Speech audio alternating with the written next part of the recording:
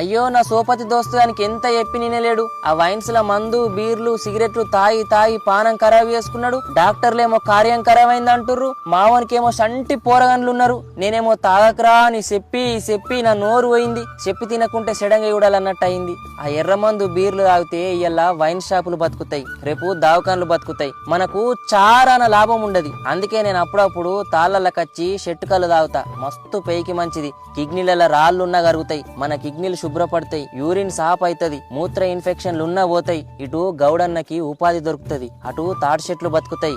ఆకాశంలో ఎత్తులో ఎగిరే పక్షులకు చెట్టు నివాసం అవుతుంది. ప్రకృతి వైవిధ్యాన్ని కాపాడినోళ్ళమైతాం. ఎండాకాలంలో తాటి ముంజలు తినచ్చు. మంచిగా మీరందరూ గౌడన్న దగ్గరికి పోయి, గౌడన్న మాకు మంచి కళ్ళు పోయే 10 రూపాయలు ఎక్క తీసుకున్నా మంచిదే అని చెప్పి కళ్ళు తాగుర్రి. గౌడన్న వృత్తిని కాపాడుర్రి, ఆరోగ్యంగా ఉండుర్రి, భూమి మీద ఉన్నందుకు భూమిని కాపాడుర్రి. మరిన్ని మంచి వీడియోల కోసం నన్ను ఫాలో అయ్యుర్రి. అటు గౌడ్ సాబ్కి షేర్